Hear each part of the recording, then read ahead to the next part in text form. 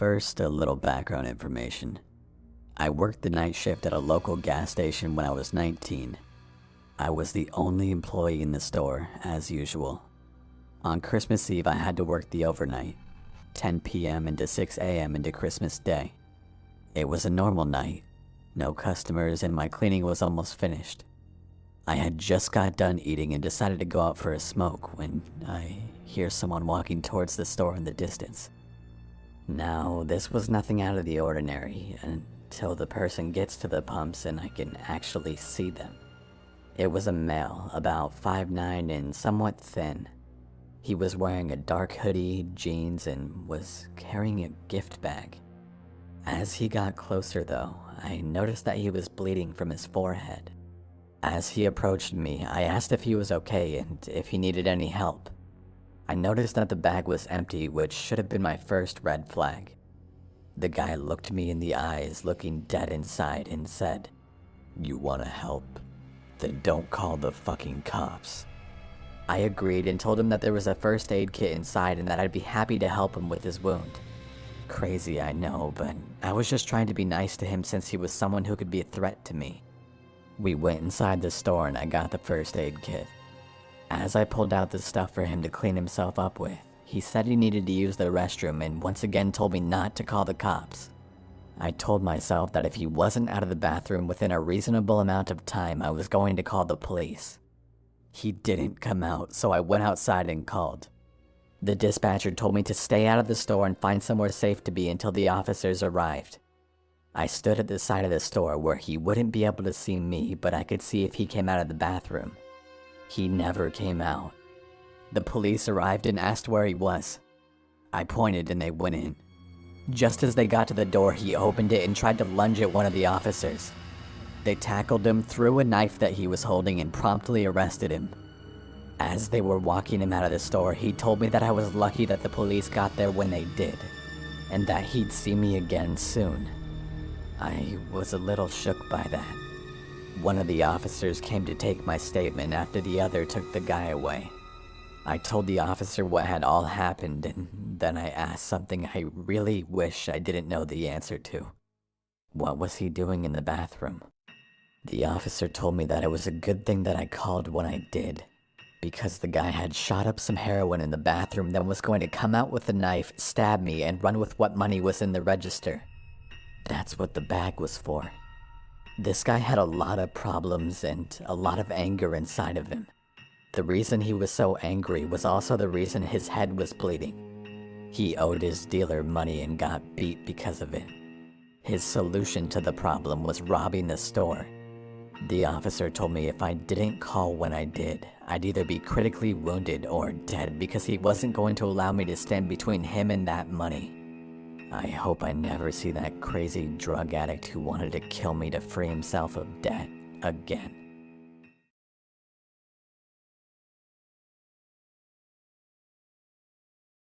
One time I went to the bar with one of my friends. I had just turned 21, so I haven't been to many bars up to that point. My friend was drinking on the way to the bar, so he was already pretty drunk when we got there. When I sat at the bar, a cute girl came and talked to me and my friend. She said her name was Candace, and I noticed she had really, really bright red hair. I assumed she dyed it. I mean, it was pretty, but unnatural. Anyways, the girl was flirting with me and my friend. She could tell my friend was already very drunk. To be honest, I played along like I was drunk already too, since it seemed to be working for my friend. I didn't know if she was just trying to get free drinks, so I told her we didn't have much money. She then offered to buy us drinks. She kept buying us drinks and I started to get confused as to who she liked between me and my friend. My friend went to the bathroom. Before he came back, he was kicked out by the bouncers. He was way too drunk. Candace and I went outside with him. She kept telling him to go home with her. He was so out of it he could barely answer her. I told her he was too drunk and that I couldn't let him go anywhere. I didn't want him to wake up hungover in some random house with no car and no idea what happened. Candace kept pushing it, saying that she would take good care of him, but I told her no because I had to stay with him. I was more sober than him and he was my responsibility. I told her the only way he was going anywhere was if I tagged along.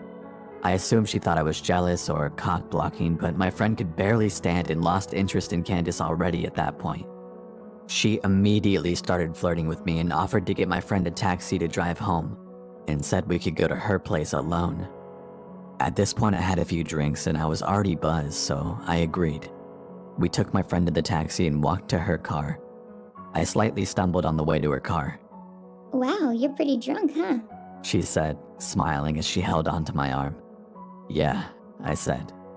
I don't know why, but I just felt slightly shy and anxious. Everything was just happening too easy for me, so I felt uneasy. We got in her car and we drove down the street. Wanna stop at the liquor store and get some more to drink? I'll buy it, so don't worry about paying. She offered.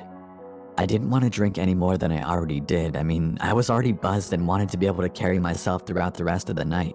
Sometimes I made myself look stupid when I'm drunk, so I didn't want to ruin anything with Candace more than I already did earlier with telling her my friend was too drunk. I told her I was already drunk enough, but she insisted. I didn't want to seem lame, so I told her to get me a pint of liquor with some apple juice to chase it. She went into the store and came out with a lot more than just a pint. I assumed she wanted to drink more also, and that's why she got a fifth instead of a pint. On the car ride, we passed the bottle back and forth, but she took tiny sips. I tried to take tiny sips, but she kept passing me the bottle and telling me to drink. I somehow managed to drink all of my apple juice, and I pretended to drink the bottle by spitting the liquor into the apple juice bottle. I tossed the apple juice bottle full of liquor out the window before she even saw it. I didn't want her to know that I was acting drunker than I was. She actually believed I was sloppy drunk when I was simply buzzed. I took a couple more sips of liquor and then finished the bottle. Throughout the car ride, I called her the wrong name a couple of times to get a reaction out of her. She didn't react to it. She just kept letting me call her Carla without correcting me. For some reason, I thought maybe she lied to me about her name initially. We drove up to her house and I pretended to trip and stumble into her front door. She helped me walk inside by holding me up. She opened her front door, which was unlocked, and we walked into her house. She closed her front door and then she locked it. I thought that was strange, but assumed she didn't want anyone walking in on us. I told her that I had to use the bathroom. I walked into her bathroom, locked the door, and looked in the mirror. I just felt strange. I felt like something was off. I felt myself becoming more drunk from finishing the bottle earlier. I turned on the sink to make noise and made myself puke up the liquor I drank. I flushed, went to the sink, and started drinking the tap water out of my hands to sober up. I just didn't want to be drunk, but I still wanted to hook up with Candace, so I pretended to be drunk. I turned off the sink and I could hear her talking to someone. He's drunk as hell. He can barely stand up. You do it. Who was she talking to, and do what? I walked out of the bathroom and into the living room. The moment I stepped into the living room, I saw her walking into another room. All I could see was the back of her head, that strange, very bright red hair go into another room. I didn't see her face or anything. I just saw her kind of walk fast into the room. The living room was pretty dark. Hey, where you going? I slurred like I was drunk. She walked back into the dark living room and up to me. Let's go in my room, she said. I looked at her bright red hair, and then into her eyes. They were different. Her whole face was different. It was another girl with the same hair, and that's when I realized it was another girl with the same wig on. It was a wig the whole time. She changed it with the girl from earlier for whatever reason. My heart felt like it stopped, but I tried to look like I had no idea it was a different girl. I kind of smiled at her and told her I needed to use the bathroom one more time and told her sorry I was so drunk. She said, It's fine, just hurry up in there. I went into the bathroom and locked the door. I heard her whisper something to someone again. This time I think I heard a male voice whisper back. I honestly didn't concentrate on listening to exactly what she said, but something sketchy was going on, and I had to get out of that house. I opened the bathroom window and jumped straight out of it, and ran faster than I ever have in my entire life. I didn't look behind myself or anything. I just ran straight through the backyard, jumped the fence, ran through someone else's backyard, hit a road, and ran towards the main road. I kept running down the main road until I saw a Star CVS. I ran into the CVS and stood straight at the front of the store in front of the camera. I called a taxi and went home. I try to think of what happened that night. What was she or they planning that night? Why did she tell me a fake name? Why was she trying to get my friend and I so drunk? I thought maybe a robbery, but she kept spending money on us. She kept buying us drinks and even paid for my friend's taxi cab. And mostly, why did she wear a wig that she gave to another girl to wear? Who was she talking to? What did it mean? And what was in that room they tried to lure me into? The next day after this incident, I went back to the house with a couple of friends to see just what was going on. Nobody was there. No cars, no people, nothing.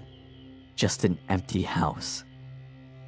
I ended up finding out that the house was a summer rental, and whoever those people were, they broke into that house and used it for only that night and never came back. Anyways, that's my story.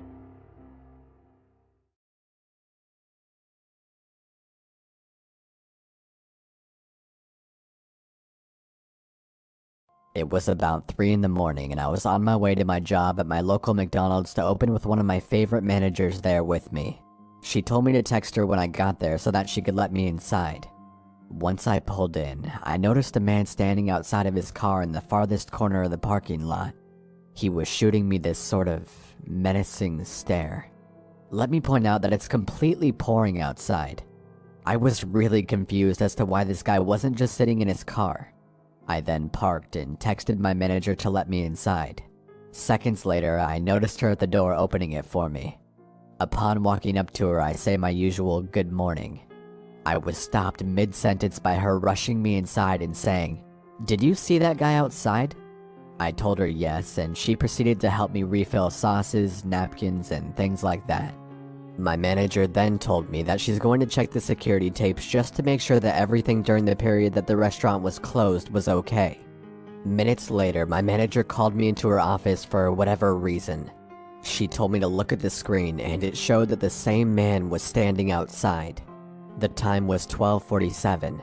She then fast-forwarded the tape to reveal that the man had been standing outside the entire time up until now. And at this point, it's about 3:50 a.m. I ran to the front lobby and I noticed him still standing over by his car. I figured, or was hoping, that he was probably just on something and he was waiting for us to open so that maybe he could get breakfast. I resumed filling sauces again and making sure everything was in working order, until I was abruptly interrupted by banging at the front door. I walked over and noticed a figure right outside the front door. It was the man. I yelled that we were closed and that he would have to come back later. That didn't seem to faze him as he continued to bang on the door. I walked away, figuring that he was just being an asshole, when suddenly I heard a loud crash. I ran to the lobby to see the glass door broken and the man beginning to step inside. I yelled for my manager and told her that we needed to leave through the back door. And we did just that. We booked it to our cars and both called the cops. They arrived in about 15 minutes and came outside the restaurant with a dirty-looking man in cuffs. They said he was hiding in the back janitor's closet with a large knife in his hand. So that's my story, and also the reason I'm never working early mornings again.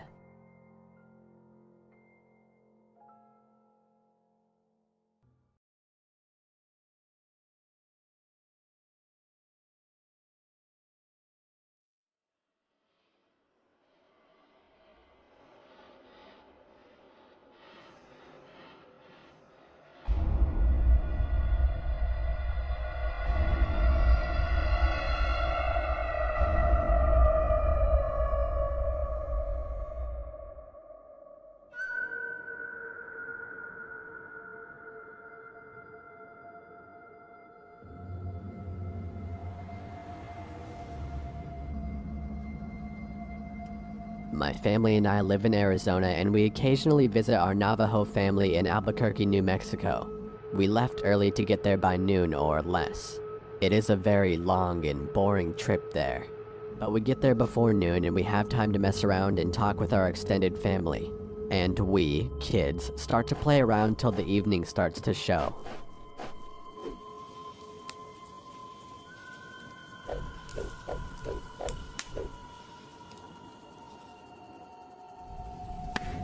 The house is too small for everyone to fit and sleep in. Some of the kids have to sleep in the trailer and truck camper, but 2 of my cousins and I had the amazing luck of sleeping in the old, slightly torn tent.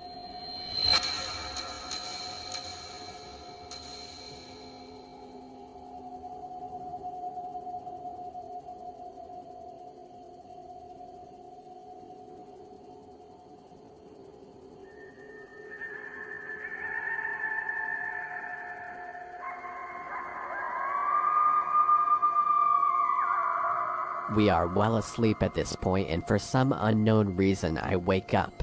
Of course, I'm still tired and rubbing my eyes while yawning, meaning I wasn't well aware of my surroundings. Once I finish rubbing my eyes, I look straight at the entrance of the tent and see a figure, illuminated by the back porch light, standing in front of the tent. At first I was scared, but thought it was my other cousins just messing with us. As this person was still standing outside our tent looking at us, I turned to one of my older cousins who was 2 years older than me to wake him up and tell him that someone was standing outside of our tent. He tries to brush me off, but I persist and he turns to me and asks me what I wanted. I tell him to look at the entrance of the tent, and he does. I've never seen someone go from the brink of sleep to sheer panic and alertness in their eyes that fast before. He looks at me with this panicked face and tells me to be quiet. He whispers to me that it's a skinwalker and that we need to be quiet again. We lay there for the longest time, and from my memory it was at least an hour or more. We were just about to go back to sleep because it hadn't done anything. Then it started to move around the tent.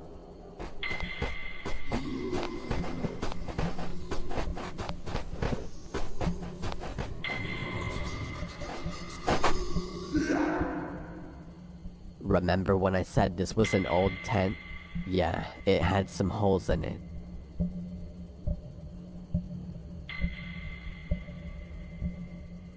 One of the holes was the size of a quarter, and I decided to be brave. As it continues to walk around the tent a 4th time, I slowly crawl towards the hole and try to take a look. As I did this, my cousin told me to get back to the bed or it'll hurt us. Of course, as a kid, I ignore the warning. I'm at the quarter-size hole and looking out to see whatever it was. It comes around the hole, and what I saw was bone-chilling.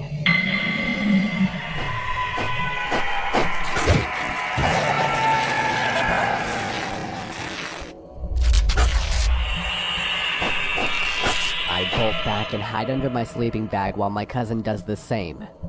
This thing decided to stop moving and start looking at us again. I hid under the covers and spent every ounce of energy being scared.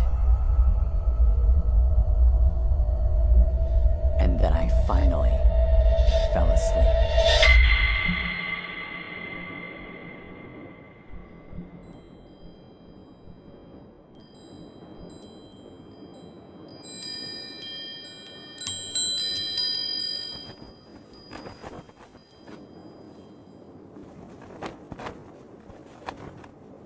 I woke up early, maybe around 5, and I decided to look around the tent to see if there was anything there.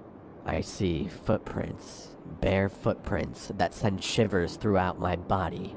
I saw the footprints move around the tent. This hit me hard because I was now realizing it wasn't a dream. As I further investigate the footprints, I noticed that it went off track. It went off to the rocky hills nearby where we were staying at. I follow the track to the hills, about a football field away from the house. As I continue to follow the tracks, something strange and scary happens. It goes from 2 footprints walking for a while to footprints and handprints in the dirt starting to form. I found that kinda strange because no person would do that out here.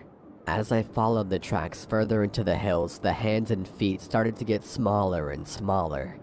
It then subtly changed into coyote paw prints. That is when I stopped and turned back home, first walking fast, then onto a full-on run. When I got back, I sat down on the back porch for a while and thought about telling my family, but I didn't think that they would believe me. In the end, I didn't tell anyone, even the cousin I woke up in the middle of the night. Well, that's my story. I urge you guys to not go into the Navajo reservation to go looking for them. You will bite off more than you can chew. We, my people, take these beings very seriously and do our best to not talk about them.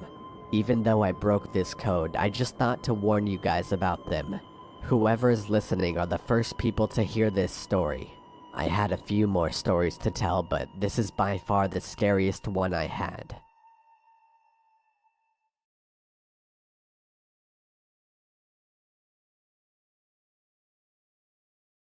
The following story took place in Norway in 2015. If the wording seems a bit off, it's because the story has been translated. I was called in for a night shift on Saturday at the gas station that I used to work at. I'm 19 years old and a guy. I'm pretty short, like 5'6", but I weigh around 190 pounds. Because my lifestyle almost only aims for both powerlifting and bodybuilding, depending on which time of the year it is, I got really mad that I got that shift because I need a good night's sleep. But whatever, I needed money anyway. I shaved my head clean like I do every second day while keeping my full beard and packed 3 decent meals for the shift. I went to work at 11 p.m. and the shift was gonna last until 8 a.m. whilst being alone until 6 a.m. I don't mind working alone. Some people get paranoid and everything, but I myself have the kind of facial features and build that most people would not bother to mess with. Even though I'm a very, very nice person, it doesn't really look like I am. I had some customers while working, of course. A lot of drunk people. Since it's Saturday, and in Norway, people tend to grab a burger or a hot dog at the gas station before heading home. Others just there to fill up on gas. But later, at around 4 a.m. when it started to get more and more quiet, I saw a stressed out woman a few steps away from the door outside. I couldn't exactly tell what she looked like from behind the cashier desk, but I could tell that she was stressed out, standing with her arms crossed together while turning her head to the sides and turning around every now and then. I was considering to go out and ask if she needs any help, but I brushed it off and was thinking she was probably just waiting for someone. But then she looked inside and began to walk towards the entrance. She came inside, breathing in between normal and heavy, and she sat down. I greeted her with a smile, and I could tell immediately that she was a drug abuser, and that she was really stressed out. She was dressed with normal-looking clothes and looked like she was in her 20s. She kindly responded with, "Hey," with an obvious fake smile where you could tell that this person is sad behind the mask that they're putting on. She then came to the desk, asking if she could borrow my phone to call her boyfriend. She said that there were people following her and that they wanted her hurt or dead. The following conversation goes on like this. "Are they looking for you? Like right now?" Yes. Please let me borrow your phone. "Sure thing, but wouldn't it be better if I called the cops for you?" No, please. All I need is to borrow your phone for a quick call. Long story short, I told her to go sit down at a specific corner of the station where there was no glass wall so that people wouldn't be able to see her. She called her boyfriend 2 or 3 times, but nobody responded. She kindly asked me if she can log into Facebook with my phone, to see if maybe she could contact him there. I was kind of unsure about this, but I am by natural reasons very humble, maybe a little too much. Another thing was that I was standing right behind her, so there was no unacceptable things that she could do without me seeing it. So I said, "Alright, you can log into your Facebook." I told her to use the Google Chrome app to go on Facebook and not the Facebook app itself, since I hate spending time logging in and out of my account on my phone. Call me a lazy bastard, whatever. She logged in, and long story short, no response on there either. She thanked me a lot for the help and was about to walk out. I asked her if she was sure about me calling the cops or not, but she was 100% positive about me not doing it, which was weird, I thought. "Okay, well, be safe," I told her. Later on into my shift, I turned my phone on only to find out that she forgot to log out from her Facebook on the Google Chrome app. Out of curiosity, I checked the messages, which I believe every other person would probably consider doing. The most recent conversation was obviously her boyfriend, I thought. But there was nothing about "come and pick me up" or even the slightest thing that made me believe that this was her boyfriend. I checked the others below. Every fucking conversation I checked, which was about 6 or 7 of them, was either about drugs or money. Meth, coke, heroin, codeine, you name it. As humble as I am, I just felt bad for her, and I logged out without judging. 2 days later, I'm at the gym doing some deadlifts when I get a call from a number that is not registered in my contacts. I picked up. Hello, Alan speaking. Hello, who are you? Who am I? You called me and I've already said my name. Who are you? You called me 2 days ago in the middle of the night. No, I didn't. And then I remembered about the girl calling her boyfriend at the gas station 2 days ago. Oh wait, I remember. I don't know her name, but I assume you have a girlfriend? Then I went on to explain the situation. You may think, how the hell didn't I know her name when I had her Facebook logged into my Chrome app, but I simply didn't bother to remember it. He then responded that he didn't have a girlfriend. Surprisingly, this didn't shock me at all. I could tell that she was full of shit when I saw the messages with my own eyes. But I pretended like this was something that came to me as a surprise. Oh, really? Well, that's what she told me, and I tried to help her out after that, which I've already explained to you. What do you know? What do you mean, what do I know? Has she told you anything? If so, I need to know right now. I was really starting to get pissed off. First of all, I was being mixed into some bullshit for no reason now. Second, getting interrupted during my workouts makes me want to rip off someone's head. She hasn't told me anything and I'm really busy at the moment. Please don't call me again because none of this is actually my business. It is your business. You helped her, you piece of shit.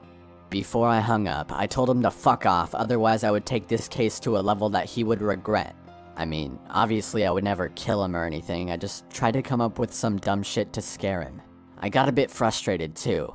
Why the actual fuck would that girl call a psycho who obviously didn't like her? It was clear that he was mad because he thought I somehow helped her, which I still don't understand what he meant by that.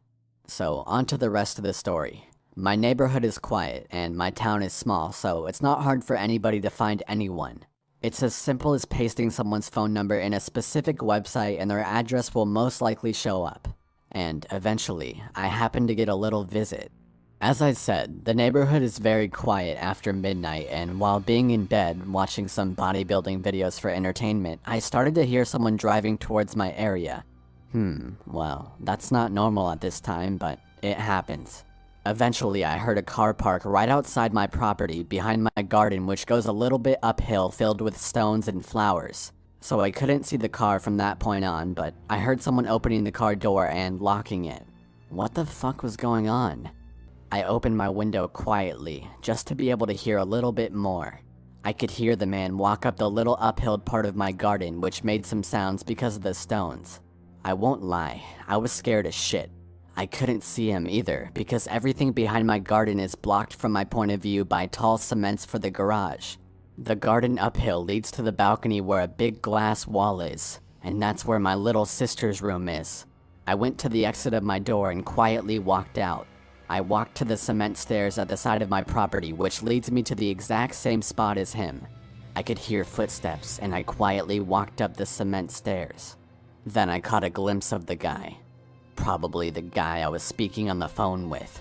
Keep in mind, I still don't know what the hell he wants from me and why the fuck that junkie woman called him in the first place at the gas station. I know nothing. My adrenaline was high, but got almost to its peak when he was right outside my little sister's glass wall. I was scared, but also really pissed off. No way he's going in there, or trying at all. At the top of the cement stairs, I walked quick but silent until I saw that he could hear someone walk behind him just a few feet away. Then, I ran as fast as I could and pushed him with all my anger, leading him to get smashed into the wall beside my sister's glass wall, before I proceeded to get over him and hold my palm over the side of his face, pushing it down while asking what the fuck he wants. My little sister woke up, screaming, which also woke my mother up. She ran out and asked what the hell was going on. Why my dad isn't home is another story, but anyways, my family's facial expression was filled up with fear, and I told my mom to call the cops. The man said nothing, just laying still with his left hand wrapped around my right wrist because of the pressure I was holding his face down with. He was literally resting for a few seconds before starting to resist like a horse again, but he ran out of energy fast.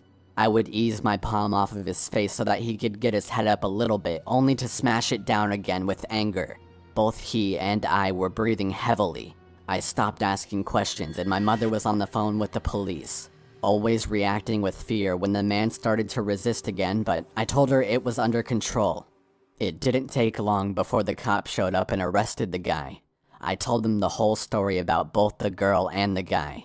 They were both just regular fucking drug addicts and have both been in prison previously for it. I was scared as shit and still to this day don't know why I had to be involved in this. Maybe he was just a paranoid psychopath. My lesson to you, never let some creepy stranger borrow your personal phone for situations like this. If it sounds dangerous, simply call the police to help them, and if they don't want you to, then just leave it. If you're at work, like I was, use the work phone.